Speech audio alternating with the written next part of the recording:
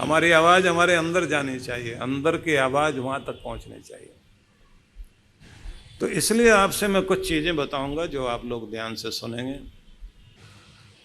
कि संपत्ति केवल पैसे कमाने से नहीं बनती।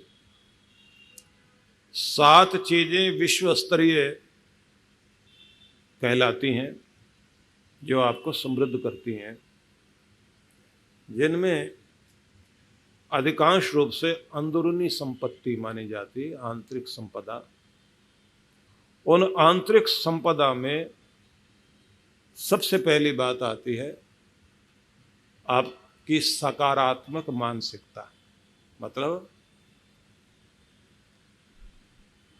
आप के जो विचार हैं पॉजिटिव हों, सकारात्मक हों। आप सोचेंगे ये क्या होता है? उस चीज पर आपका बार बार ध्यान जाए जो आपकी जिंदगी को खुशियों से भरती है, उसी पे मन टिकाइए। और जो आप जिंदगी में चाहते ही नहीं, उस चीज पर मन को टिकने मत दो। थोड़ा और समझते हैं। आपसे कोई कहे कि गरीबी लोगे तो आप क्या कहोगे? नहीं चाहिए। दुख नहीं चाहिए, निंदा चुगली नहीं चाहिए। तो जो नहीं नहीं जिसमें है वो नेगेटिव है, और जिसको आप हाँ हाँ बोलते हैं उसको पॉजिटिव बोलते हैं। आपसे कोई कहे खुशहाली चाहिए, आप कहेंगे हाँ। मुस्कराना चाहते हो? हाँ। धन दौलत चाहते हो? हाँ। निर्भय रहना चाहते हो? बोले हाँ। नहीं डर के जीना चाहते हो? बिल्कुल नहीं। दुखी होना चाहते हो? बिल्कुल नहीं। तो जो चाहते हो जीवन में, जिसके लिए आप हाँ हाँ कहते हैं, यस कहते हैं, जो आपको स्वीकार है, बस वही सकारात्मक है। उस विचार पर मन को टिकाए रखिए, वही मिलेगा जिंदगी में, वही आपके आसपास होगा। तो आपकी सकारात्मक सोच आपको ऊपर उठाती है, नकारात्मक सोच आपको नीचे ले जाती है। जब आप कहोगे ये भी नहीं है, ये भी नहीं है, ये भी नहीं है, ये भी नहीं है, ये भी नहीं है, मेरे पास कुछ भी नहीं।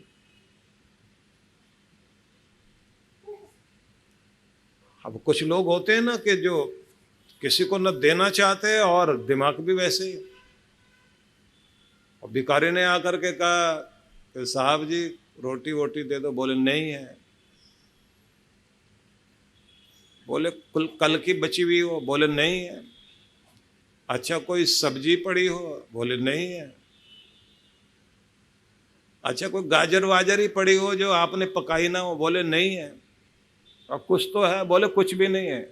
अब भिखारी कहता फिर यहाँ बैठे क्या कर रहे हो? एक कटोरा मेरे पास और है, दोनों मिलके मांगते हैं, बाहर आ जाओ। कुछ की आदत ही नहीं नहीं करने की होती है, ये भी नहीं, वो भी नहीं, फलाना भी नहीं। और देखा जाए तो सब कुछ आपके पास में है। दुकानदार से किसी ने जाके पूछा कि क्या कुछ है आपके पास? बोले सब कुछ है। आदमी भी कमाल का था, उसने कहा फिर 1 रुपए का सब कुछ दे दीजिए। तो वो तो कुछ नहीं बोला, लेकिन उसकी बेटी बैठी भी थी छोटी सी, उसने कहा पैसे तो देते हैं अभी। रुपया लिया और एक मुट्ठी मिट्टी लेकर आई और थैली में डाल के बोली लीजिए। बोले ये सब कुछ है? बोले इसी में से सब कुछ निकलता है, सब कुछ इसी से आता है। तो आपसे मैं ये कहना चाहता हूं कि आपकी सकारात्मकता में सब कुछ है और नेगेटिविटी में कुछ भी नहीं, फिर आप कुछ भी नहीं हो। तो इसलिए दिमाग में पहली दौलत आपकी ये है कि पॉजिटिव रहना सीखिए। उसका तरीका क्या है? जो नहीं है उस पर ध्यान हटाकर जो है उसकी खुशी मनाना शुरू कर दीजिए। आपकी जिंदगी में खुशहाली आनी शुरू होगी। और फिर भी समस्या लगे तो अपने से पीछे वालों को देखकर सोच लेना कि कम से कम वो भी लोग हैं जिनके पास इतनी भी खुशी नहीं है जितनी मेरे पास है। तो जो थाली में वो तो खाकर उसकी तो खुशी मनाओ। कुछ बच्चे ऐसे होते हैं, कितना भी थाली में दे दिया जाए उनसे खाया भी नहीं हो जाएगा, फिर भी और मांगते हैं, और माँ को डांटना पड़ता है कि ये तो खा फिर और मिलेगा, नहीं मुझे तो अभी चाहिए, तो फिर डांट पड़ती है। और माँ को पता है कि इससे ये भी नहीं खाया जाएगा, जितना आपको दिया उतना भी यूज नहीं कर पाओगे, फिर भी बेसब्र होकर के बैठे हो। इसलिए तो जिंदगी में दुख है। जो मिला उसका आनंद लेना शुरू करो और थैंक्स करना शुरू कर दीजिए अपने मालिक का। तो जीवन में सकारात्मकता चाहिए, जो है उसकी खुशी मनाइए, जो नहीं है उसका रोना न रोए, और सबसे ज़्यादा महत्व दीजिए इस बात पर कि सुख दुख में, हानि लाभ में, संयोग वियोग में संतुलन बनाना सीख जाओ। बड़ा महत्वपूर्ण है ये। कृष्ण भगवान ने इसको बड़ा महत्व दिया। उन्होंने कहा समत्वम योग उच्यते। श्री कृष्ण का ये संदेश बड़ा अद्भुत है कि संतुलन ही योग है। तुम्हारे जीवन में बैलेंस का महत्व बहुत बड़ा है, और बैलेंस बनाना आ जाए। पूरी प्रकृति में यही तो है, उसने ऐसा बैलेंस बना रखा है जिसके कारण चीजें अच्छी लगती हैं। रात दिन तराजू के दो पलड़े हैं ना, दो पलड़ों में रख दिया पूरा संसार। कोमल कठोर का संतुलन बना दिया। पुरुषों में कठोरता है, महिलाओं में कोमलता। अब दोनों से ही, माँ और पिता से ही हम लोगों का जन्म हुआ, तो भगवान ने ऐसी व्यवस्था कर दी कि एक हाथ कोमल दूसरा कठोर। बाएं हाथ में कोमलता दे दी, वो माँ का है। और बाएं तरफ वाला क्यों? क्योंकि दिल भी उधर ही है ना। लेफ्ट हैंड जिधर है उधर ही लेफ्ट साइड में ही दिल को रखा, भावना वहां रखी। पूरा पोर्शन आपका जो लेफ्ट साइड वाला है ना, वो माँ का है, समझ लीजिए। और पूरा बटे हुए हो आप, राइट वाला जो है पिता वाला है। और दोनों आपके साथ हैं, दोनों का बैलेंस है ना। थोड़ी कोमलता भी चाहिए, कठोरता भी चाहिए, तर्क भी चाहिए, लॉजिक भी चाहिए, इमोशन भी चाहिए।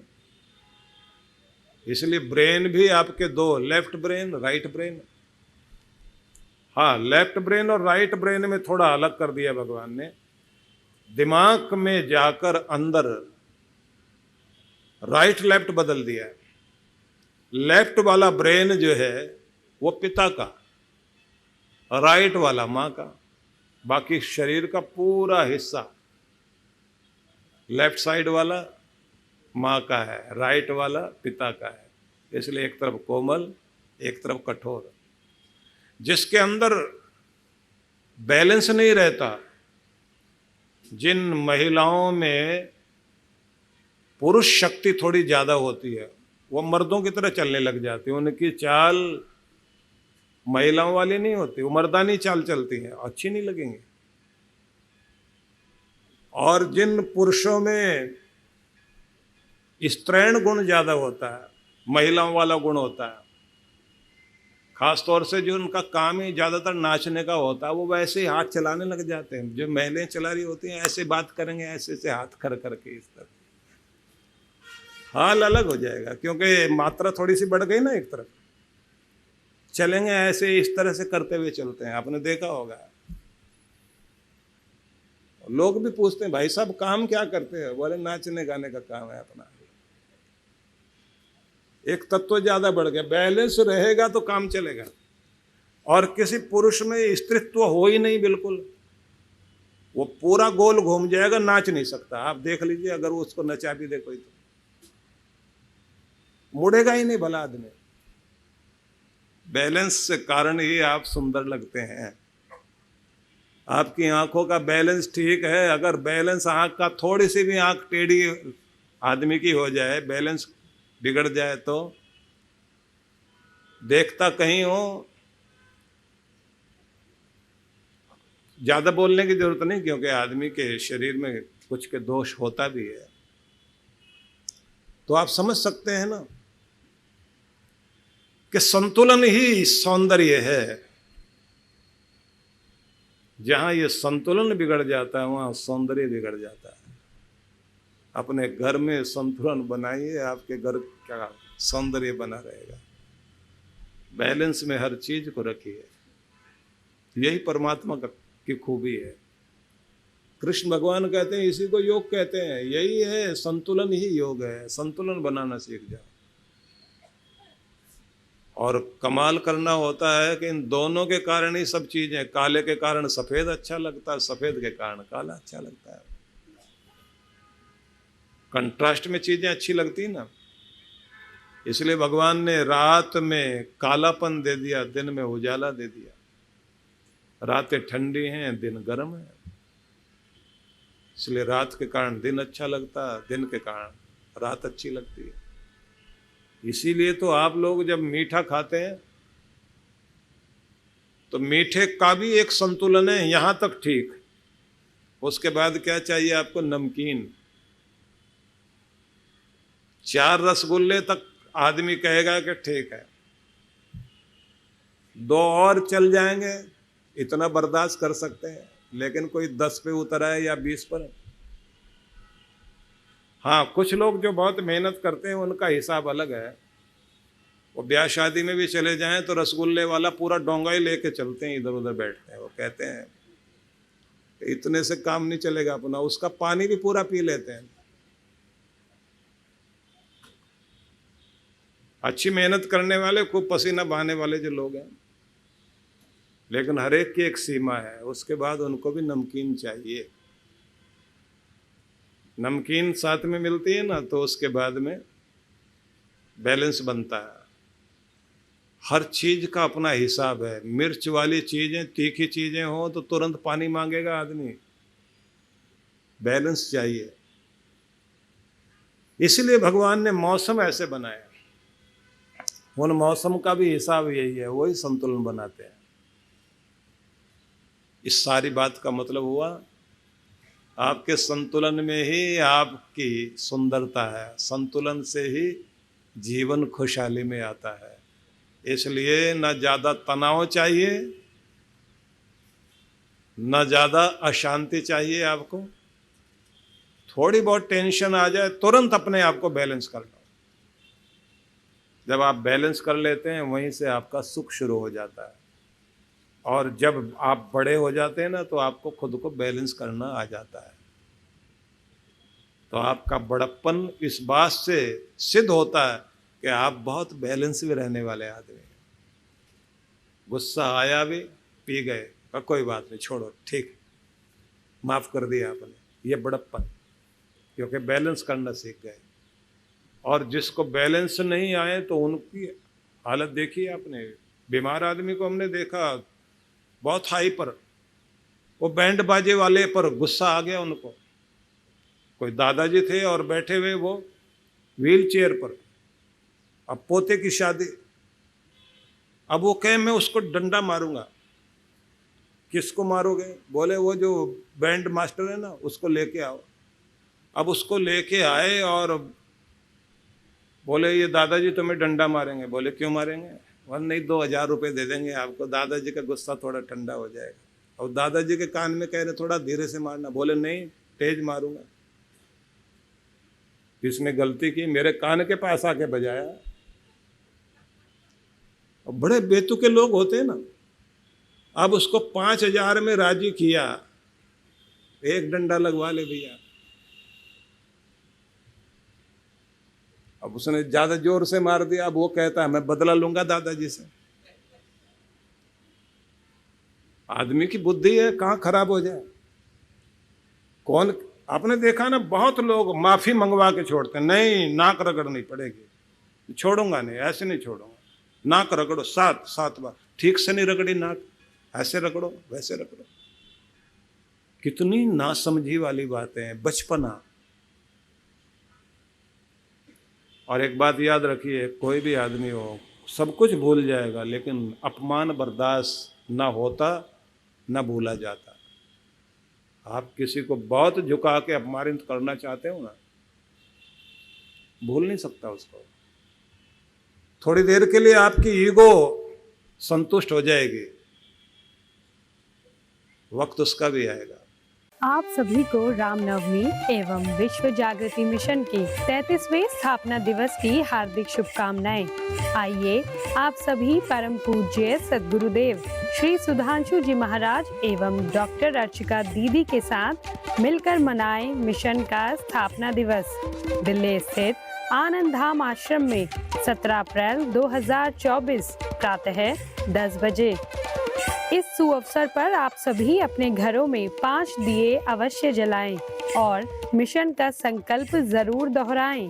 साथ ही मिशन के ध्वज को अपनी व्हाट्सएप डीपी बनाएं और घर घर जागृति फैलाएं। परम पूज्य श्री सुधांशु जी महाराज के पावन आशीर्वाद से ध्यान व अध्यात्म गुरु डॉक्टर अर्चिका दीदी के पावन सानिध्य में गोविंद ध्यानम। मन को सदैव आत्मा में स्थिर करने का योग करने वाला पाप रहित योगी सुखपूर्वक ब्रह्मस्पर्श का परम सुख प्राप्त करता है। दिनांक 20 और 21 अप्रैल 2024। कार्यक्रम की रूपरेखा 20 अप्रैल 2024 सायं 4:30 से 6:30 बजे।